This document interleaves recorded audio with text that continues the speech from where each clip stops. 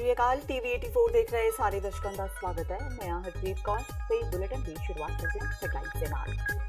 अगले साल होने वाली लोक सभा चोणां लई बीजेपी ने कमर कसी। कैप्टन अभिमन्यु नूं सौंपी पंजाब की कमान। पंजाब समेत कई राज्यों के ऑब्जरवर नियुक्त। सरकारां धक्केशाही कर लैंदियां ने। गिद्दड़बाहा दे विधायक राजा वड़िंग दा विवादित बयान वीडियो होया वायरल। कहा सरकारां जो चाहण कर सकदियां ने। राजीव गांधी के बुत ते कालख मल्लण का मामला पखिया। पंजाब तो बाद दिल्ली विच भी 84 सिख कतलेआम के पीड़ितां ने कनॉट प्लेस विच राजीव गांधी चौक के साइन बोर्ड ते कालख पहुंची भारत रत्न वापस लैण की कीती मंग। राजीव गांधी के बुत ते कालख मल्लण वालियां दी हमायत ते उतरे सुखबीर बादल ते बिक्रम मजीठिया। कहा कैप्टन सरकार बदलाखोरी के तहत कर रही है कार्रवाई। ते छोटे साहिबजादे बाबा जोरावर सिंह बाबा फतेह सिंह ते माता गुजरी जी की लासानी शहादत नूं समर्पित जोड़ मेला शुरू। हज़ारां की गिनती विच पुजीआं संगतां ने लगवाई हाज़री। ते हुण इन्हां खबरां दा विस्तार। साबका प्रधानमंत्री राजीव गांधी के बुत ते कालख मल्लण का मामला भखदा जा रहा है। लुधियाना तो बाद हुणे मामला दिल्ली तक भी पहुंच गया है। सिख भाईचारे वालों 84 सिख कतलेआम नूं लैके गांधी परिवार का लगातार विरोध किया जा रहा है। अज दिल्ली के कनॉट प्लेस विच स्थित राजीव गांधी चौक विच भी सिख कतलेआम पीड़ितां ने गांधी परिवार खिलाफ हल्ला बोलिया। 84 पीड़ितां वालों राजीव गांधी चौक के साइन बोर्ड ते कालख पोच दी गई। 84 कतलेआम के पीड़ितां वालों मांग की जा रही है कि गांधी परिवार का नाम सारियां थावां तो हटाया जाए ते राजीव गांधी तो भारत रत्न वापस लिया जाए। जिक्रयोग है कि साबका प्रधानमंत्री राजीव गांधी ते 1984 विच होए सिख कतलेआम के दोष लग रहे हैं, जिस तो बाद हुण उन्हां तो भारत रत्न अवार्ड वापस लैण की मांग हो रही है। इसे मांग नूं लैके बीते दिन लुधियाना विखे अकालियां ने राजीव गांधी के बुत ते कालख मल दित्ती सी ते हत्थां ते लाल रंग कर दित्ता सी।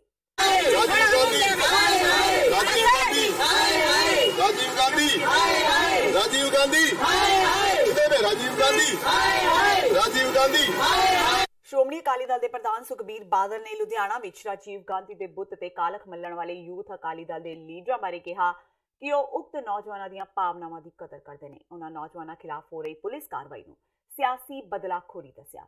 इस तो इलावा उन्होंने कांग्रेसी लीडर वालों अपनी पग नाल कालख साफ करने नूं मंदभागा कहा।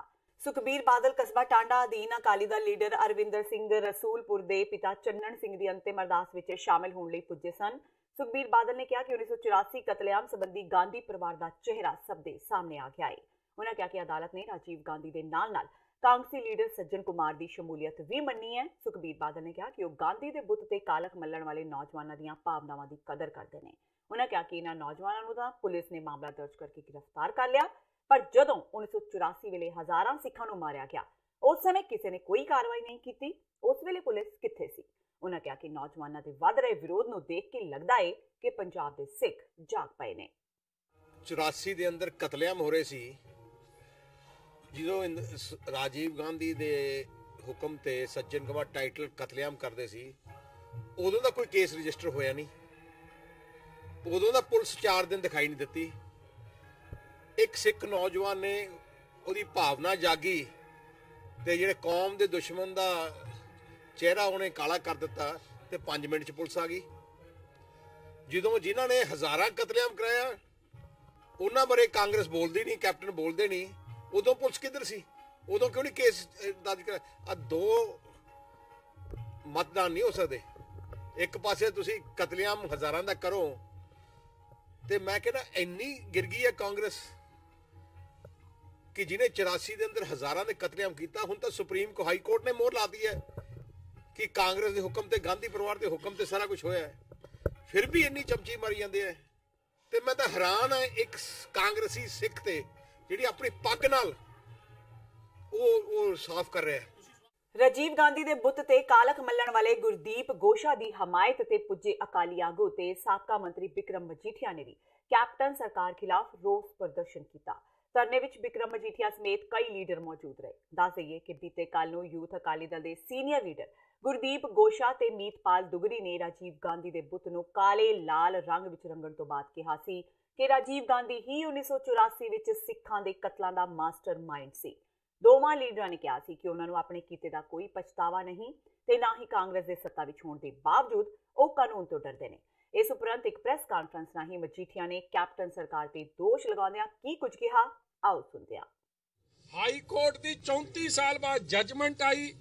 एक कांग्रेसी लीडर नूं उमर कैद हुई सज्जन कुमार नूं ਇੱਕ ਨੂੰ ਸਜ਼ਾਏ ਮੌਤ ਹੋਈ, ਦੂਜੇ ਨੂੰ ਉਮਰ ਕੈਦ ਹੋਈ, 88 ਹੋਰ ਜਿਨ੍ਹਾਂ ਦੀ ਕਾਂਗਰਸੀ ਲੀਡਰ ਜਿਨ੍ਹਾਂ ਦੀ 5 ਸਾਲ ਦੀ ਸਜ਼ਾ ਕੋਰਟ ਨੇ ਬਰਕਰਾਰ ਰੱਖੀ ਤੇ ਜੁਰਮ 'ਚ ਵਾਧੇ ਦੀ ਗੱਲ ਕੀਤੀ। ਇਹਨਾਂ ਹਾਲਾਤਾਂ 'ਚ 34 ਇਅਰਸ ਤੋਂ ਬਾਅਦ ਜਦ ਇਨਸਾਫ ਮਿਲਣਾ ਸ਼ੁਰੂ ਹੋਇਆ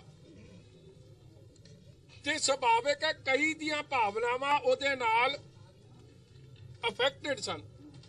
ਕੱਲ ਜਿਹੜਾ ਦੋ ਸਾਡੇ ਨੌਜਵਾਨ ਗੁਰਦੀਪ ਸਿੰਘ ਗੋਸ਼ਾ ਇੱਕ ਗੁਰਸਿੱਖ ਨੌਜਵਾਨ ਐਂਡ ਮੀਤਪਾਲ ਸਿੰਘ ਜੀ, ਮੈਂ ਆਪ I read came to know about the incident at 12 o'clock। ਸਾਨੂੰ ਆਪ ਨੂੰ ਮੈਨੂੰ ਲੱਗਦਾ ਵੱਡੀ ਗਿਣਤੀ 'ਚ ਭਾਵੇਂ ਅਸੀਂ ਇੱਧਰ ਬੈਠੇ ਆ ਤੁਸੀਂ ਉੱਥੇ ਹੋ, 12 ਵਜੇ ਸਾਡੇ ਧਿਆਨ 'ਚ ਆਇਆ ਕਿ ਇਹ ਕੁਝ ਹੋ ਗਿਆ।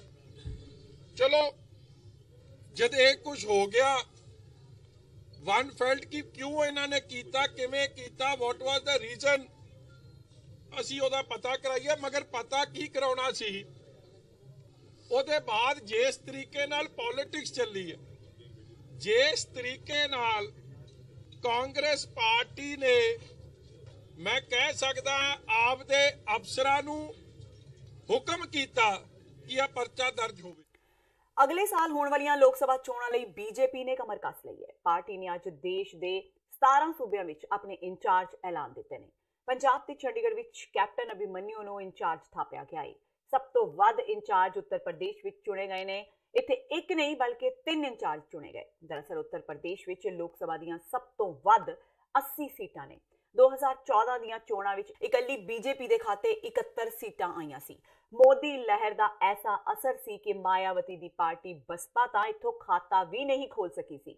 2014 ਦੀਆਂ ਲੋਕ ਸਭਾ ਚੋਣਾਂ ਵਿੱਚ ਬੀਜੇਪੀ ਨੇ 282 ਸੀਟਾਂ ਤੇ ਜਿੱਤ ਹਾਸਲ ਕੀਤੀ ਸੀ। ਸਰਕਾਰਾਂ ਜੋ ਚਾਹੇ ਕਰਵਾ ਸਕਦੀਆਂ ਨੇ, ਭਾਵੇਂ ਉਹ ਕੰਮ ਜਾਇਜ਼ ਹੋਣ ਜਾਂ ਨਾਜਾਇਜ਼। ਜੀ ਹਾਂ, ਇਹ ਅਸੀਂ ਨਹੀਂ ਕਹਿ ਰਹੇ, ਬਲਕਿ ਇਹ ਕਿਹਾ ਏ ਗਿੱਦੜਬਾਹਾ ਤੋਂ ਕਾਂਗਰਸੀ ਵਿਧਾਇਕ ਅਮਰਿੰਦਰ ਸਿੰਘ ਰਾਜਾ ਵੜਿੰਗ ਨੇ। ਰਾਜਾ ਵੜਿੰਗ ਦਾ ਇੱਕ ਵਾਰ ਫੇਰ ਵਿਵਾਦਿਤ ਵੀਡੀਓ ਸਾਹਮਣੇ ਆਇਆ ਹੈ। ਵੀਡੀਓ ਵਿੱਚੋਂ ਕਹਿ ਰਹੇ ਨੇ ਕਿ ਸਰਕਾਰ ਕੋਲ ਕਈ ਤਰੀਕੇ ਹੁੰਦੇ ਨੇ, ਕਿਸੇ ਦੇ ਵੀ ਕਾਗਜ਼ ਨੂੰ ਇੱਧਰ ਉੱਧਰ ਕੀਤਾ ਜਾ ਸਕਦਾ ਹੈ। ਤੁਹਾਨੂੰ ਦੱਸ ਦਈਏ ਕਿ ਰਾਜਾ ਵੜਿੰਗ ਨੇ ਇਹ ਗੱਲਾਂ ਉਦੋਂ ਕਹੀਆਂ ਜਦੋਂ ਉਹ ਪੰਚਾਇਤੀ ਚੋਣਾਂ ਨੂੰ ਲੈ ਕੇ ਵਰਕਰਾਂ ਨੂੰ ਸੰਬੋਧਨ ਕਰ ਰਹੇ ਸਨ। ਅੱਗੇ ਉਹਨਾਂ ਕਿਹਾ ਕਿ ਉਹਨਾਂ ਦੀ ਤੇ ਮਨਪ੍ਰੀਤ ਬਾਦਲ ਦੀ ਗੱਲ ਹੋਈ ਹੈ ਕਿ ਜਿੱਥੇ ਦੋਵੇਂ ਧਿਰਾਂ ਆਪਣੀਆਂ ਨੇ ਉਹਨਾਂ ਦੀਆਂ ਚੋਣਾਂ ਨਾ ਕਰਵਾਈਆਂ ਜਾਣ। ਸਰਕਾਰ ਤਾਂ ਆਪਣੀ ਹੀ ਹੈ, ਕਾਗਜ਼ ਦਾ ਇੱਧਰ ਉੱਧਰ ਹੋ ਸਕਦੇ ਨੇ।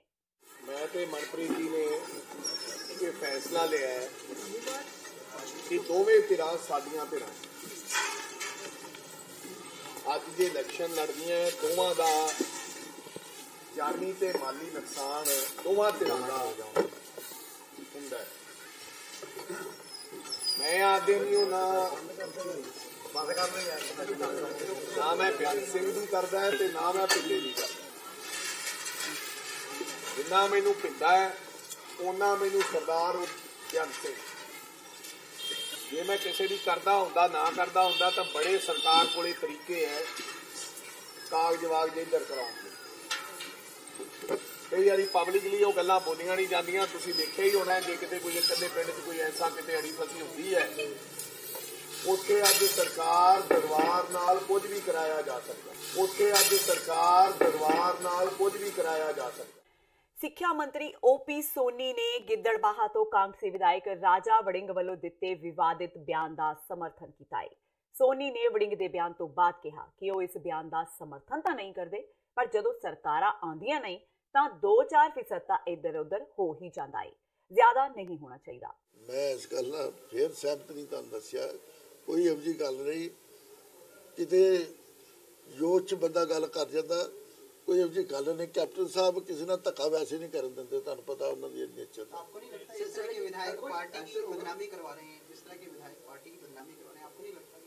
चलो जो कोई ऐसी बात होती है, थोड़ा बहुत होता भी है, सरकारें जब आती है थोड़ा बहुत फर्क पड़ता है, ज़्यादा नहीं पड़ना चाहिए। 2-4% हो गया तो वो बात जड़ी है कभी हो जाता है सरकार। ਬਾਦਲਾਂ ਨੂੰ ਸੱਤਾ ਤੋਂ ਉਤਰਿਆ ਭਾਵੇਂ ਹੀ 2 ਸਾਲ ਹੋਣ ਵਾਲੇ ਨੇ, ਪਰ ਅਜੇ ਤੱਕ ਉਹਨਾਂ ਦੇ ਬਾਲਾਸਰ ਫਾਰਮ ਤੇ ਬਾਬਿਆਂ ਦੇ ਡੇਰਿਆਂ ਦੇ ਹਵਾਈ ਗੇੜਿਆਂ ਦਾ ਖਰਚਾ ਉਹਨਾਂ ਦਾ ਪਿੱਛਾ ਨਹੀਂ ਛੱਡ ਰਿਹਾ। ਪੰਜਾਬ ਦੇ ਸ਼ਹਿਰੀ ਹਵਾਬਾਜ਼ੀ ਵਿਭਾਗ ਨੇ ਪਹਿਲਾਂ ਸਫਾਈ ਦਿੱਤੀ ਸੀ ਕਿ ਸਾਰੇ ਹਵਾਈ ਗੇੜੇ ਲੋਕ ਹਿੱਤ ਵਿੱਚ ਲਾਏ ਗਏ ਸਨ, ਪਰ ਇਸ ਨਾਲ ਕੈਗ ਦੀ ਤਸੱਲੀ ਨਹੀਂ ਹੋਈ। ਵਿਭਾਗ ਵੱਲੋਂ ਵਾਰ-ਵਾਰ ਬੇਨਤੀ ਕਰਨ ਦੇ ਬਾਵਜੂਦ ਕੈਗ ਨੇ ਆਪਣੇ ਲੇਖੇ ਜੋਖੇ ਵਿੱਚ ਇਹਨਾਂ ਖਰਚਿਆਂ ਤੇ ਸਹੀ ਪਾਉਣ ਤੋਂ ਇਨਕਾਰ ਕਰ ਦਿੱਤਾ ਹੈ। ਅਕਤੂਬਰ ਮਹੀਨੇ ਵਿੱਚ ਕੈਗ ਨੇ ਆਪਣੇ ਨੋਟ ਵਿੱਚ ਕਿਹਾ ਸੀ ਕਿ ਵਿਭਾਗ ਵੱਲੋਂ ਦਿੱਤਾ ਗਿਆ ਸਪਸ਼ਟੀਕਰਨ ਤਸੱਲੀ ਬਖਸ਼ ਨਹੀਂ ਹੈ। ਬਾਦਲਾਂ ਨੇ ਆਪਣੇ ਹੈਲੀਕਾਪਟਰ ਝੂਟਿਆਂ ਤੇ ਕਰੀਬ 157 ਕਰੋੜ ਰੁਪਏ ਖਰਚ ਦਿੱਤੇ ਸਨ। ਰੋਪੜ ਦੇ ਆਰਟੀਆਈ ਕਾਰਕੁਨ ਦਿਨੇਸ਼ ਚੱਡਾ ਨੇ ਸ਼ਿਕਾਇਤ ਕੀਤੀ ਸੀ ਕਿ ਬਿੱਲਾਂ ਅਤੇ ਹੈਲੀਕਾਪਟਰ ਦੀਆਂ ਲੌਗ ਬੁੱਕਾਂ ਵਿੱਚ ਉਡਾਣਾਂ ਦੇ ਮੰਤਵ ਵਾਲਾ ਖਾਨਾ ਖਾਲੀ ਛੱਡ ਦਿੱਤਾ ਜਾਂਦਾ ਰਿਹਾ ਹੈ। ਇਸ ਤੇ ਕੈਗ ਨੇ 2013 ਤੋਂ 2016 ਦਰਮਿਆਨ ਰਿਕਾਰਡ ਦੀ ਛਾਣਬੀਣ ਕਰਕੇ ਪਾਇਆ ਕਿ ਇਸ ਦੌਰਾਨ ਹਵਾਈ ਉਡਾਣਾਂ ਤੇ 26 ਕਰੋੜ ਰੁਪਇਆ ਖਰਚ ਕੀਤਾ ਗਿਆ ਸੀ। ਸਿੱਖਿਆ ਮੰਤਰੀ ਓਪੀ ਸੋਨੀ ਨੇ ਅੱਜ ਪੰਜਾਬ ਭਰ ਦੇ ਜ਼ਿਲ੍ਹਾ ਸਿੱਖਿਆ ਅਧਿਕਾਰੀਆਂ ਨਾਲ ਮੁਲਾਕਾਤ ਕੀਤੀ ਤੇ ਕਿਹਾ ਕਿ ਜੇ ਇਸ ਵਰੇ ਸਕੂਲਾਂ ਦੇ ਨਤੀਜੇ ਮਾੜੇ ਆਏ ਤਾਂ ਉਸ ਲਈ ਡੀਈਓਜ਼ ਤੇ ਪ੍ਰਿੰਸੀਪਲ ਜ਼ਿੰਮੇਵਾਰ ਹੋਣਗੇ। ਸੋਨੀ ਨੇ ਨਾਲ ਹੀ ਇਹ ਵੀ ਕਿਹਾ ਕਿ ਜਿਨ੍ਹਾਂ ਸਕੂਲਾਂ ਦੀਆਂ ਇਮਾਰਤਾਂ ਅਸੁਰੱਖਿਅਤ ਨੇ ਉਹਨਾਂ ਦੀ ਸੂਚੀ ਭੇਜੀ ਜਾਵੇ ਤਾਂ ਜੋ 1 ਸਾਲ ਵਿੱਚ ਸਾਰੇ ਸਕੂਲਾਂ ਦੀਆਂ ਇਮਾਰਤਾਂ ਨਵੀਆਂ ਬਣਾਈਆਂ ਜਾ ਸਕਣ। ਸਿੱਖਿਆ ਮੰਤਰੀ ਨੇ ਡੀਈਓਜ਼ ਨੂੰ ਹੱਲਾਸ਼ੇਰੀ ਦਿੱਤੀ ਕਿ ਉਹ ਚੰਗੇ ਨਤੀਜਿਆਂ ਲਈ ਆਪ ਜਾ ਕੇ ਸਕੂਲਾਂ ਦੀ ਜਾਂਚ ਕਰਨ ਤੇ ਅਧਿਆਪਕਾਂ ਤੇ ਹੋਰ ਸਟਾਫ ਦਾ ਸਮੇਂ ਸਿਰ ਸਕੂਲਾਂ ਵਿੱਚ ਪੁੱਜਣਾ ਯਕੀਨੀ ਬਣਾਉਣ। ਸੋ ਪਹਿਲਾ ਨੰਬਰ ਤੇ ਨਕਲ ਜਿਹੜੀ ਆ ਪਿਛਲੇ ਸਾਲ ਵੀ ਕਾਫੀ ਹੱਦ ਤੱਕ ਨਕਲ ਜਿਹੜੀ ਆ 90% ਜਿਹੜੀ ਆ ਨਕਲ ਚੱਲੀ ਨਹੀਂ ਸੀ। ਸੋ ਐਰਕਾ ਅਸੀਂ ਕਿਹਾ ਵੀ 100% ਜਿਹੜੀ ਹੈ ਉਹ ਨਕਲ ਜਿਹੜੀ ਆ ਸਕੂਲਾਂ 'ਚ ਬੰਦ ਹੋਣੀ ਚਾਹੀਦੀ ਹੈ। ਸੋ ਉਹਦੇ 'ਚ ਵਿਚਾਰ ਵਟਾਂਦਰਾ ਕੀਤਾ ਵੀ ਕਿਸ ਤਰ੍ਹਾਂ ਅਰੇਂਜਮੈਂਟ ਕੀ ਕਰਨੇ ਨੇ। ਦੂਸਰਾ ਜਿੰਨੇ ਵੀ ਸਾਡੀਆਂ ਪੰਜਾਬ ਦੀਆਂ ਬਿਲਡਿੰਗਾਂ ਅਨਸੇਫ ਨੇ ਉਹਦੇ ਬਾਰੇ ਇਹਨਾਂ ਸਾਰੇ ਡੀਐਸ ਨੂੰ ਪੁੱਛਿਆ, ਇਹਨਾਂ ਕੋਲ ਲਿਸਟਾਂ ਲਈਆਂ ਨੇ। ਉਹ ਵੀ ਬਿਲਡਿੰਗਾਂ ਜਿਹੜੀਆਂ ਨੇ ਅਨਸੇਫ ਨੇ। ਕਾਫੀ ਬਿਲਡਿੰਗਾਂ ਅਸੀਂ ਬਣਾ ਚੁੱਕੇ ਹਾਂ 8-9 ਮਹੀਨੇ 'ਚ, ਕਾਫੀ ਕਮਰੇ ਤਿਆਰ ਕਰ ਚੁੱਕੇ ਹਾਂ। ਜਿਹੜੇ ਰਹਿੰਦੇ ਨੇ ਉਹ ਵੀ ਅਸੀਂ 6 ਮਹੀਨਿਆਂ 'ਚ ਸਾਲ 'ਚ ਸਾਰੀਆਂ ਬੱਚਿਆਂ ਦੀਆਂ ਜਿਹੜੀਆਂ ਜਿੱਥੇ ਬੱਚਿਆਂ ਨੇ ਬੈਠਣਾ ਸਕੂਲਾਂ 'ਚ ਕੋਈ ਵੀ ਬਿਲਡਿੰਗ ਅਸੀਂ ਰਹਿ ਨਹੀਂ ਦੇਣੀ ਅਨਸੇਫ, ਸਾਰੀਆਂ ਬਿਲਡਿੰਗਾਂ ਠੀਕ ਕਰਨੀਆਂ। ਤੇ ਹੁਣ ਵੇਲਾ ਹੋ ਗਿਆ ਬ੍ਰੇਕ ਦਾ। ਬਾਕੀ ਦੀਆਂ ਖਬਰਾਂ ਇਸ ਬ੍ਰੇਕ ਤੋਂ ਬਾਅਦ।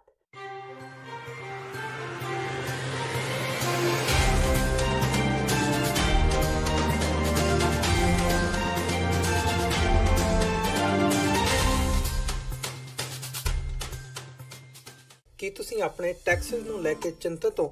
ਤੁਸੀਂ ਆਪਣੀ ਕਮਾਈ ਲਈ ਮਿਹਨਤ ਕਰਦੇ ਹੋ, ਭਾਵੇਂ ਤੁਸੀਂ ਨੌਕਰੀ ਵਿੱਚ ਹੋਵੋ ਜਾਂ ਆਪਣਾ ਬਿਜ਼ਨਸ ਚਲਾਉਂਦੇ ਹੋ। ਜਦੋਂ ਟੈਕਸ ਭਰਨ ਦਾ ਸਮਾਂ ਆਉਂਦਾ ਤਾਂ ਤੁਹਾਨੂੰ ਇੱਕ ਭਰੋਸੇਯੋਗ ਟੈਕਸ ਅਕਾਊਂਟੈਂਟ ਦੀ ਲੋੜ ਹੈ ਜੋ ਟੈਕਸ ਬੈਲੈਂਸ ਦਾ ਤੁਹਾਡੇ ਪੱਖ ਵਿੱਚ ਜਾਣਾ ਯਕੀਨੀ ਬਣਾਵੇ। ਸਿਆਟਲ ਦੀ ਜਾਣੀ ਪਹਿਚਾਣੀ company accurate accountants and taxes ਤੁਹਾਡੀ ਸੇਵਾ ਵਿੱਚ ਹਾਜ਼ਰ ਹੈ। ਅਸੀਂ ਹਰ ਤਰ੍ਹਾਂ ਦੇ ਟੈਕਸ ਭਰਨ ਵਿੱਚ ਤੁਹਾਡੀ ਮਦਦ ਕਰਾਂਗੇ। ਟੈਕਸ ਸੰਬੰਧੀ ਕਿਸੇ ਵੀ ਤਰ੍ਹਾਂ ਦੇ ਸਵਾਲ ਲਈ ਅੱਜ ਹੀ ਸਾਡੇ ਤੱਕ ਪਹੁੰਚ ਕਰੋ। Accurate accountants and Texas.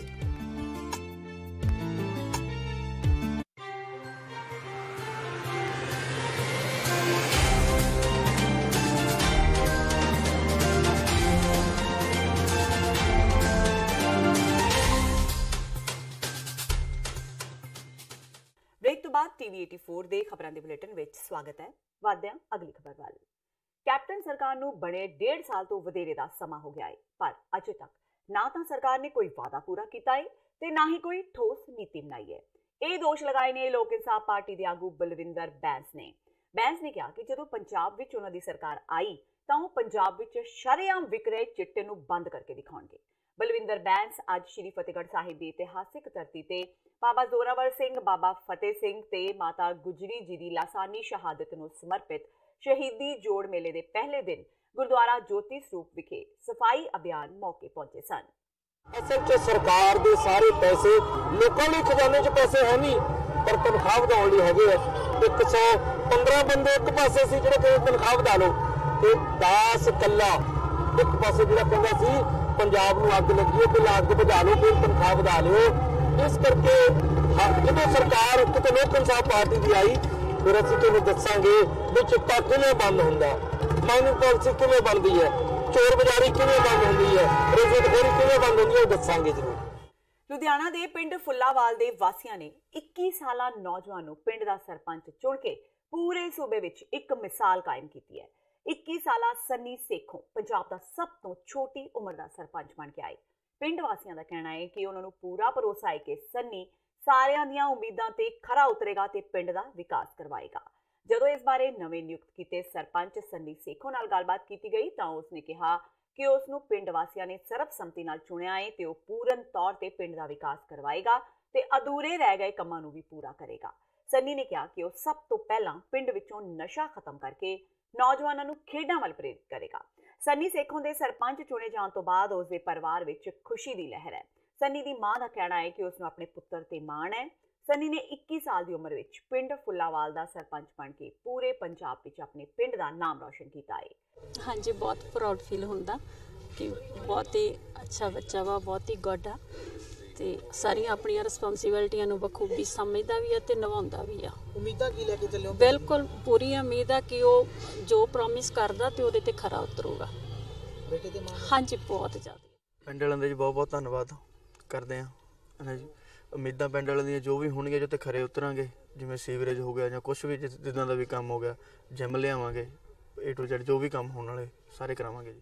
ਪਿਛਲੀ ਵਾਰ ਸਰਪੰਚ ਸਾਡੇ ਅਕਾਲੀ ਦਲ ਦਾ ਸੀਗਾ ਤੇ ਉਸ ਤੋਂ ਪਹਿਲਾਂ ਮੇਰੇ ਚਾਚਾ ਜੀ ਸਰਪੰਚ ਸੀਗੇ ਤੇ ਉਹਨਾਂ ਨੂੰ ਉਹਨਾਂ ਦੇ ਕੰਮ ਨੂੰ ਦੇਖਦੇ ਹੋਏ ਜੋ ਵੀ ਉਦੋਂ ਕੰਮ ਹੋਏ ਨੇ ਤਾਂ ਜੋ ਵੀ ਪਿੰਡ ਵਾਲਿਆਂ ਨੂੰ ਕੋਈ ਤਕਲੀਫ ਹੋ ਨਹੀਂ ਹੋਇਆ ਹੈਗਾ ਕਿ ਵੀ ਕੋਈ ਔਖਾ ਹੀ ਨਹੀਂ ਹੋਈ ਕਿਸੇ ਕੰਮ ਦੀ, ਉਹਨੂੰ ਦੇਖ ਕੇ ਸਾਰੇ ਪਿੰਡ ਵਾਲਿਆਂ ਨੇ ਇਹ ਫੈਸਲਾ ਲਿੱਤਾ ਕਿ ਹਾਂ ਵੀ ਕਿ ਇਸੇ ਪਰਿਵਾਰ ਦੇ ਵਿੱਚ ਉਹ ਕਰੀਏ। ਤੇ ਬਹੁਤ ਬਹੁਤ ਧੰਨਵਾਦ ਕਰਦੇ ਹਾਂ ਇਸ ਵਾਰੀ। ਭਾਰਤ ਸਰਕਾਰ ਨੇ ਅੱਜ ਪਾਕਿਸਤਾਨੀ ਨਾਗਰਿਕ ਇਮਰਾਨ ਕੁਰੈਸ਼ੀ ਵਾਰਸੀ ਤੇ ਸ਼ੇਖ ਅਬਦੁੱਲਾ ਨੂੰ ਰਿਹਾ ਕਰ ਦਿੱਤਾ ਹੈ। ਇਹ ਦੋਵੇਂ ਪਿਛਲੇ ਸਮੇਂ ਤੋਂ ਭਾਰਤ ਦੀਆਂ ਦੋ ਵੱਖ-ਵੱਖ ਜੇਲ੍ਹਾਂ ਵਿੱਚ ਨਜ਼ਰਬੰਦ ਸਨ। ਦੋਵੇਂ ਜਣੇ ਵਾਘਾ ਸਰਹੱਦ ਰਾਹੀਂ ਆਪਣੇ ਵਤਨ ਪਰਤ ਗਏ। ਇਮਰਾਨ ਕੁਰੈਸ਼ੀ ਵਾਰਸੀ ਭੋਪਾਲ ਜੇਲ੍ਹ ਵਿੱਚੋਂ ਰਿਹਾ ਹੋਇਆ, ਜਦਕਿ ਸ਼ੇਖ ਅਬਦੁੱਲਾ ਅੰਮ੍ਰਿਤਸਰ ਦੀ ਕੇਂਦਰੀ ਜੇਲ੍ਹ ਵਿੱਚੋਂ ਰਿਹਾ ਕੀਤਾ ਗਿਆ। ਦੋਵਾਂ ਨੂੰ BSF ਨੇ ਪਾਕਿਸਤਾਨੀ ਰੇਂਜਰਾਂ ਹਵਾਲੇ ਕੀਤਾ।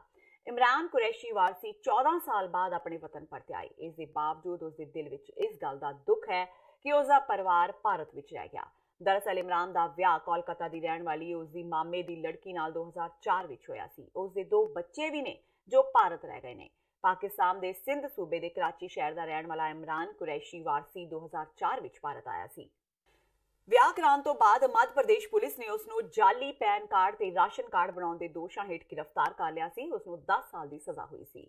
ਉਹ ਹੁਣ ਕਾਨੂੰਨ ਦੇ ਜ਼ਰੀਏ ਆਪਣੇ ਪਰਿਵਾਰ ਨੂੰ ਵਾਪਸ ਲੈ ਕੇ ਜਾਣ ਦੀ ਜਾਂ ਭਾਰਤ ਵਿੱਚ ਰਹਿਣ ਲਈ ਅਪਲਾਈ ਕਰੇਗਾ ਤੇ ਕਾਨੂੰਨੀ ਚਾਰਾਜੋਈ ਕਰੇਗਾ, ਜਦਕਿ ਦੂਜਾ ਕੈਦੀ ਸ਼ੇਖ ਅਬਦੁੱਲਾ 21 ਸਾਲਾਂ ਦਾ ਨੌਜਵਾਨ ਵਾਘਾ ਸਰਹੱਦ ਤੋਂ ਨਾਜਾਇਜ਼ ਤਰੀਕੇ ਨਾਲ ਭਾਰਤ ਦਾਖਲ ਹੋਇਆ ਸੀ।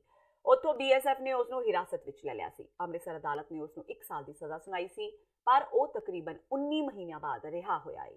ਵਤਨ ਵਾਪਸ ਪਰਤਦਿਆਂ ਵਾਘਾ ਸਰਹੱਦ ਤੇ ਪੱਤਰਕਾਰਾਂ ਨਾਲ ਗੱਲਬਾਤ ਕਰਦਿਆਂ ਸ਼ੇਖ ਅਬਦੁੱਲਾ ਨੇ ਕਿਹਾ ਕਿ ਉਹ ਸ਼ਾਹਰੁਖ ਖਾਨ ਦਾ ਬਹੁਤ ਵੱਡਾ ਫੈਨ ਸੀ ਤੇ ਉਸ ਨੂੰ ਮਿਲਣ ਲਈ ਹੀ ਭਾਰਤ ਦਾਖਲ ਹੋਇਆ ਸੀ। ਉਸਨੇ ਕਿਹਾ ਕਿ ਉਹ ਭਾਰਤ ਨੂੰ ਬੇਹੱਦ ਪਿਆਰ ਕਰਦਾ ਹੈ ਤੇ ਦੁਬਾਰਾ ਭਾਰਤ ਆਉਣ ਦੀ ਕੋਸ਼ਿਸ਼ ਕਰੇਗਾ। फिर से आएंगे इंडिया में, शाहरुख खान से मिलेंगे। शाहरुख खान मेरा ड्रीम है सर, मुझसे मिलना। शाहरुख की कौन सी फिल्म मूवी देखी? सारे देखिए सर मैंने। यस सर, बहुत खुशी हो रही है सर। ਸ਼੍ਰੀ ਗੁਰੂ ਗੋਬਿੰਦ ਸਿੰਘ ਜੀ ਦੇ ਛੋਟੇ ਸਾਹਿਬਜ਼ਾਦੇ ਬਾਬਾ ਜ਼ੋਰਾਵਰ ਸਿੰਘ, ਬਾਬਾ ਫਤਿਹ ਸਿੰਘ ਤੇ ਮਾਤਾ ਗੁਜਰੀ ਜੀ ਦੀ ਲਾਸਾਨੀ ਸ਼ਹਾਦਤ ਨੂੰ ਸਮਰਪਿਤ ਜੋੜ ਮੇਲ ਅੱਜ ਵੱਡੀ ਗਿਣਤੀ ਸੰਗਤਾਂ ਦੀ ਆਮਦ ਨਾਲ ਸ਼ੁਰੂ ਹੋ ਗਿਆ।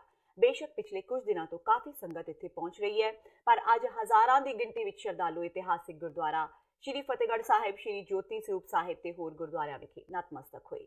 ਵੱਡੀ ਗਿਣਤੀ ਸੰਗਤਾਂ ਦੀ ਆਮਦ ਨੂੰ ਮੁੱਖ ਰੱਖ ਕੇ ਸ਼ਰਧਾਲੂਆਂ ਵੱਲੋਂ ਲੰਗਰ ਚਾਲੂ ਕਰ ਦਿੱਤੇ ਗਏ ਨੇ। ਸ਼੍ਰੋਮਣੀ ਗੁਰਦੁਆਰਾ ਪ੍ਰਬੰਧਕ ਕਮੇਟੀ ਵੱਲੋਂ ਸ਼ਰਧਾਲੂਆਂ ਦੀ ਸਹੂਲਤ ਲਈ ਸਾਰੇ ਪ੍ਰਬੰਧ ਮੁਕੰਮਲ ਕਰ ਲਏ ਗਏ ਨੇ। ਇਸ ਦੌਰਾਨ ਜ਼ਿਲ੍ਹਾ ਪ੍ਰਸ਼ਾਸਨ ਨੇ ਵੀ ਸ਼ਹੀਦੀ ਸਭਾ ਦੇ ਸਾਰੇ ਪ੍ਰਬੰਧ ਮੁਕੰਮਲ ਕੀਤੇ ਜਾਣ ਦੀ ਪੁਸ਼ਟੀ ਕੀਤੀ ਹੈ। 26 ਤੇ 27 ਦਸੰਬਰ ਨੂੰ ਆਮ ਖਾਸ ਬਾਗ ਵਿਖੇ ਇਤਿਹਾਸਕ ਨਾਟਕ ਦਿਖਾਏ ਜਾਣਗੇ। ਸ਼੍ਰੋਮਣੀ ਅਕਾਲੀ ਦਲ ਅੰਮ੍ਰਿਤਸਰ ਨੂੰ ਛੱਡ ਕੇ ਹੋਰ ਪਾਰਟੀਆਂ ਇਸ ਵਾਰ ਸਿਆਸੀ ਕਾਨਫਰੰਸਾਂ ਨਹੀਂ ਕਰ ਰਹੀਆਂ। ਉਂਝ ਸਿਆਸੀ ਲੀਡਰ ਨਤਮਸਤਕ ਹੋਣ ਲਈ ਇੱਥੇ ਪਹੁੰਚ ਰਹੇ ਨੇ। ਸਿੱਖਾਂ ਵੱਲੋਂ ਲੰਬੇ ਸਮੇਂ ਤੋਂ ਕਰਤਾਰਪੁਰ ਸਾਹਿਬ ਲਾਂਘੇ ਦੀ ਮੰਗ ਕੀਤੀ ਜਾ ਰਹੀ ਸੀ, ਜਿਸ ਨੂੰ ਹੁਣ ਬੂਰ ਪੈ ਗਿਆ ਏ। ਇਸੇ ਤਹਿਤ ਪਾਕਿਸਤਾਨ ਵੱਲੋਂ ਇੱਕ ਹੋਰ ਕਦਮ ਚੁੱਕਿਆ ਜਾ ਰਿਹਾ ਹੈ। ਪਾਕਿਸਤਾਨੀ ਏਜੰਸੀ FI ਨੇ ਕਰਤਾਰਪੁਰ ਸਾਹਿਬ ਜਾਣ ਵਾਲੇ ਭਾਰਤੀ ਸ਼ਰਧਾਲੂਆਂ ਦੇ ਆਉਣ ਜਾਣ ਲਈ ਇੱਕ ਪਲਾਨ ਤਿਆਰ ਕਰ ਲਿਆ ਹੈ। ਇਸ ਮੁਤਾਬਕ ਭਾਰਤ ਤੋਂ ਰੋਜ਼ਾਨਾ 500 ਸ਼ਰਧਾਲੂ ਕਰਤਾਰਪੁਰ ਸਾਹਿਬ ਜਾ ਸਕਣਗੇ। ਇਹ ਕਿਹਾ ਜਾ ਰਿਹਾ ਹੈ ਕਿ ਪਾਕਿਸਤਾਨ ਜਾਣ ਲਈ ਸ਼ਰਧਾਲੂਆਂ ਨੂੰ ਟਿਕਟ ਲੈਣੀ ਪਵੇਗੀ ਤੇ ਹਰ ਸ਼ਰਧਾਲੂ ਨੂੰ 500 ਰੁਪਏ ਦੇਣੇ ਪੈਣਗੇ, ਪਰ ਇਹ ਸਪਸ਼ਟ ਨਹੀਂ ਕੀਤਾ ਗਿਆ ਕਿ ਇਹ ਫੀਸ ਪਾਕਿਸਤਾਨੀ ਕਰੰਸੀ ਵਿੱਚ ਦਿੱਤੀ ਜਾਵੇਗੀ ਜਾਂ ਫਿਰ ਭਾਰਤੀ ਕਰੰਸੀ ਵਿੱਚ। ਪਾਕਿਸਤਾਨ ਸਾਫ਼ ਕਰ ਚੁੱਕਾ ਹੈ ਕਿ ਸ਼ਰਧਾਲੂ ਬਿਨਾਂ ਪਾਸਪੋਰਟ ਤੇ ਵੀਜ਼ਾ ਦੇ ਦਰਸ਼ਨ ਕਰ ਸਕਣਗੇ। ਸੰਗਰੂਰ ਪੁਲਿਸ ਨੇ ਸ਼ਰਾਬ ਤਸਕਰੀ ਦੇ ਆਰੋਪ ਵਿੱਚ ਇੱਕ ਅਕਾਲੀ ਆਗੂ ਨੂੰ ਕਾਬੂ ਕੀਤਾ ਹੈ। ਸ਼੍ਰੋਮਣੀ ਅਕਾਲੀ ਦਲ ਦੇ ਆਗੂ ਤੇ ਲਹਿਰਾ ਗਾਗਾ ਬਲਾਕ ਸੰਮਤੀ ਦੇ ਸਾਬਕਾ ਚੇਅਰਮੈਨ ਨੂੰ ਹਰਿਆਣਾ ਤੋਂ ਗੈਰ ਕਾਨੂੰਨੀ ਢੰਗ ਨਾਲ ਸ਼ਰਾਬ ਲਿਆਉਣ ਦੇ ਦੋਸ਼ਾਂ ਵਿੱਚ ਲਹਿਰਾਗਾਗਾ ਪੁਲਿਸ ਨੇ गिरफ्तार ਕੀਤਾ ਹੈ। ਫੜੇ ਗਏ ਮੁਲਜ਼ਮ ਦੀ ਪਹਿਚਾਣ ਗੁਰਦੀਪ ਸਿੰਘ ਵਾਸੀ ਕੋਟੜਾ ਲਹਿਲ ਨੇੜੇ ਲਹਿਰਾਗਾਗਾ ਵਜੋਂ ਹੋਈ ਹੈ। ਪੁਲਿਸ ਅਧਿਕਾਰੀਆਂ ਮੁਤਾਬਕ ਹਲਕੇ ਦੇ ਕਸਬਾ ਚੋਟੀਆਂ ਦੇ ਨੇੜੇ ਲਗਾਏ ਨਾਕੇ ਦੌਰਾਨ ਇੱਕ ਗੱਡੀ ਨੂੰ ਰੋਕ ਕੇ ਤਲਾਸ਼ੀ ਲਈ ਗਈ। ਉਸ ਵਿੱਚੋਂ 300 ਸ਼ਰਾਬ ਦੀਆਂ ਬੋਤਲਾਂ ਬਰਾਮਦ ਹੋਈਆਂ। ਪੁਲਿਸ ਅਧਿਕਾਰੀਆਂ ਮੁਤਾਬਕ ਗੁਰਦੀਪ ਹਰਿਆਣਾ ਦੇ ਜਾਖਲ ਤੋਂ ਸ਼ਰਾਬ ਦੀ ਤਸਕਰੀ ਕਰ ਰਿਹਾ ਸੀ। ਫਿਲਹਾਲ ਪੁਲਿਸ ਨੇ ਵੱਖ-ਵੱਖ ਧਾਰਾਵਾਂ ਤਹਿਤ ਕੇਸ ਦਰਜ ਕਰਕੇ ਜਾਂਚ ਸ਼ੁਰੂ ਕਰ ਦਿੱਤੀ ਹੈ। ਐਸਐਸਪੀ ਸਾਹਿਬ ਸੰਗਰੂਰ ਵੱਲੋਂ ਸਾਰੇ ਜ਼ਿਲ੍ਹੇ ਦੇ ਵਿੱਚ ਨਾਕਾਬੰਦੀਆਂ ਗਸ਼ਤਾਂ ਕਰਾਈਆਂ ਜਾ ਰਹੀਆਂ ਨੇ, ਜਿਸ ਦੌਰਾਨ ਕੱਲ ਚੋਟੀਆਂ ਇੰਚਾਰਜ ਥਾਣਾ ਲਹਿਰਾ ਨੇ ਨਾਕਾਬੰਦੀ ਦੇ ਦੌਰਾਨ ਗੁਰਦੀਪ ਸਿੰਘ ਕੋਟਰਾ ਲਹਿਲ ਜੋ ਕਿ ਸਾਬਕਾ ਚੇਅਰਮੈਨ ਹੈ, ਉਸ ਦੀ ਮਰੂਤੀ ਕਾਰ ਦੇ ਵਿੱਚ ਹਰਿਆਣੇ ਦੇ ਵਿੱਚੋਂ ਜਿਹੜੀ 25 ਪੇਟੀਆਂ ਸ਼ਰਾਬ ਦੀਆਂ ਲੈ ਕੇ ਆ ਰਿਹਾ ਸੀਗਾ, ਉਹਨੂੰ ਨਾਕਾਬੰਦੀ ਦੌਰਾਨ ਕਾਬੂ ਕੀਤਾ। ਕਾਬੂ ਕਰਕੇ ਉਸ ਦੇ ਖਿਲਾਫ ਜਿਹੜਾ ਮੁਕੱਦਮਾ ਦਰਜ ਕੀਤਾ ਗਿਆ, ਕਿਉਂਕਿ ਹਰਿਆਣਾ ਆਪਣੇ ਸਾਡੇ ਜ਼ਿਲ੍ਹੇ ਦੇ ਬਿਲਕੁਲ ਬਾਰਡਰ ਦੇ ਉੱਤੇ ਪੈਂਦਾ, ਇਸ ਲਈ ਇੱਧਰੋਂ ਜ਼ਿਆਦਾ ਸਮਗਲਿੰਗ ਜਿਹੜੀ ਸ਼ਰਾਬ ਦੀ ਪੰਜਾਬ ਦੇ ਵਿੱਚ ਹੋ ਰਹੀ ਹੈ ਔਰ ਪੰਚਾਇਤੀ ਚੋਣਾਂ ਦੇ ਵਿੱਚ ਲੋਕੀ ਉਸ ਸ਼ਰਾਬ ਨੂੰ ਜ਼ਿਆਦਾ ਇੱਥੇ ਲੋਕਾਂ 'ਚ ਵੰਡਣ ਦਾ ਚਾਹੁੰਦੇ ਆ। ਇਸ ਕਰਕੇ ਅਸੀਂ ਸਾਰੇ ਬਾਰਡਰ ਦੇ ਏਰੀਏ ਦੇ ਵਿੱਚ ਨਾਕਾਬੰਦੀ ਗਸ਼ਤਾਂ ਜਿਹੜੀਆਂ ਨੇ ਸਾਡੀਆਂ ਚੱਲ ਰਹੀਆਂ ਨੇ। ਅੰਮ੍ਰਿਤਸਰ ਪੁਲਿਸ ਨੇ 5 ਗੈਂਗਸਟਰਾਂ ਨੂੰ गिरफ्तार ਕਰਨ ਦਾ ਦਾਅਵਾ ਕੀਤਾ ਹੈ। ਇਹਨਾਂ ਵਿੱਚੋਂ ਇੱਕ ਬਦਮਾਸ਼ ਪਿਛਲੇ ਦਿਨੀ ਕੋਟ ਖਾਲਸਾ ਵਿੱਚ ਮਾਰੇ ਗਏ ਨੌਜਵਾਨ ਬਲਵਿੰਦਰ ਬਿੱਲਾ ਦੇ ਕਤਲ ਕੇਸ ਵਿੱਚ ਲੋੜੀਂਦਾ ਸੀ। ਪੁਲਿਸ ਨੇ ਇਹਨਾਂ ਕੋਲੋਂ ਹਥਿਆਰ ਵੀ ਬਰਾਮਦ ਕੀਤੇ ਨੇ। ਯਾਦ ਰਹੇ ਕਿ ਪਿਛਲੇ 1 ਮਹੀਨੇ ਦੌਰਾਨ ਛੇਰਟਾ ਤੇ ਕੋਟ ਖਾਲਸਾ ਇਲਾਕੇ ਵਿੱਚ ਗੋਲੀਬਾਰੀ ਦੇ ਕਰੀਬ 6 ਮਾਮਲੇ ਸਾਹਮਣੇ ਆਏ ਨੇ। ਗੋਲੀਬਾਰੀ ਦੀ ਇੱਕ ਘਟਨਾ ਵਿੱਚ ਹੀ ਬਲਵਿੰਦਰ ਬਿੱਲਾ ਦੀ ਮੌਤ ਹੋ ਗਈ ਸੀ। ਹਾਲਾਂਕਿ ਗੁਰਜਸ਼ਨਜੀਤ ਕੋਲੋਂ ਪੁੱਛਗਿੱਛ ਤੋਂ ਬਾਅਦ ਹੀ ਪਤਾ ਚੱਲੇਗਾ ਕਿ ਉਸਨੇ ਬਲਵਿੰਦਰ ਬਿੱਲਾ ਨੂੰ ਕਿਉਂ ਮਾਰਿਆ ਸੀ। ਦੱਸ ਦਈਏ ਕਿ ਸਾਰੇ ਮੁਲਜ਼ਮ ਗੈਂਗਸਟਰ ਜੱਗੂ ਭਗਵਾਨਪੁਰੀਆ ਦੇ ਕਰੀਬੀ ਗੁਰਦੀਪ ਪਹਿਲਵਾਨ ਕਤਲकांड ਤੇ ਗੁਰੂ ਬਾਜ਼ਾਰ ਲੁੱਟ ਵਿੱਚ ਮੁੱਖ ਦੋਸ਼ੀ ਅੰਗਰੇਜ਼ ਦੇ ਸਾਥੀ ਨੇ। ਪੁਲਿਸ ਦਾ ਕਹਿਣਾ ਹੈ ਕਿ ਇਹ 5 ਜਣੇ ਅੰਮ੍ਰਿਤਸਰ ਵਿੱਚ ਵਾਪਰੀਆਂ ਕਈ ਗੈਂਗਵਾਰ ਘਟਨਾਵਾਂ ਵਿੱਚ ਸ਼ਾਮਿਲ ਸਨ। ਪੁਲਿਸ ਨੇ ਇਹਨਾਂ ਤੋਂ ਵੱਡੀ ਗਿਣਤੀ ਵਿੱਚ ਅਸਲਾ ਬਰਾਮਦ ਕੀਤਾ ਹੈ। ਇਹ ਵਾਲਾ ਕੇਸ ਟ੍ਰੇਸ ਹੁੰਦਾ ਹੈਗਾ। ਦੈਨ ਐਜ਼ ਆਈ ਸੈਡ ਕਿ ਇਹਦੇ ਚੋਂ ਇੱਕ ਜਿਹੜਾ ਕੇਸ ਰੂਰਲ ਦੇ ਵਿੱਚ ਮਰਡਰ ਦਾ ਹੈ, ਸੋ 2 ਮਰਡਰ ਕੇਸਿਸ। ਇਨ ਐਡੀਸ਼ਨ ਇੱਕ ਗੱਡੀ ਸਨੈਚ ਹੋਈ ਸੀਗੀ ਰਣਜੀਤ ਐਵਨਿਊ ਏਰੀਆ ਦੇ ਵਿੱਚ, ਉਹ ਹੈਗਾ। ਇੱਕ ਹੋਰ ਕੇਸ ਹੈ ਜਿਹਦੇ ਛਿਆਟੇ ਦੇ ਵਿੱਚ ਮੋਟਰਸਾਈਕਲ ਛੱਡ ਕੇ ਭੱਜੇ ਸੀਗੇ ਤੇ ਉਹਦੇ ਚੋਂ ਵੈਪਨ ਵੀ ਮਿਲਿਆ ਸੀਗਾ, ਉਹ ਵਾਲਾ ਕੇਸ ਵੀ ਹੈਗਾ। So these are the cases, we'll give you the details also that all these cases have been traced and ਇਹਦੇ ਚ ਹਜੇ ਕੁਝ ਬੰਦੇ ਫੜਨ ਵਾਲੇ ਰਹਿੰਦੇ ਆ। ਸੋ we have formed teams, we are following up and we'll catch them fast। ਤੇ ਇਹ ਸਨ ਹੁਣ ਤੱਕ ਦੀਆਂ ਖਬਰਾਂ। ਜਾਂਦੇ ਇੱਕ ਵਾਰ ਫੇਰ ਨਜ਼ਰ ਮਾਰਦੇ ਹਾਂ ਮੁੱਖ ਖਬਰਾਂ ਤੇ। ਅਗਲੇ ਸਾਲ ਹੋਣ ਵਾਲੀਆਂ ਲੋਕ ਸਭਾ ਚੋਣਾਂ ਲਈ ਬੀਜੇਪੀ ਨੇ ਕਮਰ ਕੱਸੀ। ਕੈਪਟਨ ਅਭਿਮਨਿਊ ਨੂੰ ਸੌਂਪੀ ਪੰਜਾਬ ਦੀ ਕਮਾਨ। ਪੰਜਾਬ ਸਮੇਤ ਕਈ ਰਾਜਾਂ ਦੇ ਆਬਜ਼ਰਵਰ ਨਿਯੁਕਤ। ਸਰਕਾਰਾਂ ਧੱਕੇਸ਼ਾਹੀ ਕਰ ਲੈਂਦੀਆਂ ਨੇ। ਗਿੱਦੜਬਾਹਾ ਦੇ ਵਿਧਾਇਕ ਰਾਜਾ ਵੜਿੰਗ ਦਾ ਵਿਵਾਦਿਤ ਬਿਆਨ, ਵੀਡੀਓ ਹੋਇਆ ਵਾਇਰਲ। ਕਿਹਾ ਸਰਕਾਰਾਂ ਜੋ ਚਾਹਣ ਕਰ ਸਕਦੀਆਂ ਨੇ। ਰਾਜੀਵ ਗਾਂਧੀ ਦੇ ਬੁੱਤ ਤੇ ਕਾਲਖ ਮੱਲਣ ਦਾ ਮਾਮਲਾ ਭਖਿਆ। ਪੰਜਾਬ ਤੋਂ ਬਾਅਦ ਦਿੱਲੀ ਵਿੱਚ ਵੀ 84 ਸਿੱਖ ਕਤਲੇਆਮ ਦੇ ਪੀੜਤਾਂ ਨੇ ਕਨੌਟ ਪਲੇਸ ਵਿੱਚ ਰਾਜੀਵ ਗਾਂਧੀ ਚੌਕ ਦੇ ਸਾਈਨ ਬੋਰਡ ਤੇ ਕਾਲਖ ਪੋਚੀ ਭਾਰਤ ਰਤਨ ਵਾਪਸ ਲੈਣ ਦੀ ਕੀਤੀ ਮੰਗ। ਰਾਜੀਵ ਗਾਂਧੀ ਦੇ ਬੁੱਤ ਤੇ ਕਾਲਖ ਮੱਲਣ ਵਾਲਿਆਂ ਦੀ ਹਮਾਇਤ ਤੇ ਉਤਰੇ ਸੁਖਬੀਰ ਬਾਦਲ ਤੇ ਵਿਕਰਮ ਮਜੀਠੀਆ। ਕਿਹਾ ਕੈਪਟਨ ਸਰਕਾਰ ਬਦਲਾਖੋਰੀ ਦੇ ਤਹਿਤ ਕਰ ਰਹੀ ਹੈ ਕਾਰਵਾਈ। ਤੇ ਛੋਟੇ ਸਾਹਿਬਜ਼ਾਦੇ ਬਾਬਾ ਜ਼ੋਰਾਵਰ ਸਿੰਘ, ਬਾਬਾ ਫਤਿਹ ਸਿੰਘ ਤੇ ਮਾਤਾ ਗੁਜਰੀ ਜੀ ਦੀ ਲਾਸਾਨੀ ਸ਼ਹਾਦਤ ਨੂੰ ਸਮਰਪਿਤ ਜੋੜ ਮੇਲਾ ਸ਼ੁਰੂ। ਹਜ਼ਾਰਾਂ ਦੀ ਗਿਣਤੀ ਵਿੱਚ ਪੁੱਜੀਆਂ ਸੰਗਤਾਂ ਨੇ ਲਗਵਾਈ ਹਾਜ਼ਰੀ। ਇਸ ਦੇ ਨਾਲ ਹੀ TV 84 ਦਾ ਖਬਰਾਂ ਦਾ ਇਹ ਬੁਲੇਟਿਨ ਖਤਮ ਹੁੰਦਾ ਹੈ। ਮੈਨੂੰ ਹਰਪ੍ਰੀਤ ਕੌਰ ਨੂੰ ਦਿਓ ਇਜਾਜ਼ਤ। ਸਤਿ ਸ਼੍ਰੀ ਅਕਾਲ।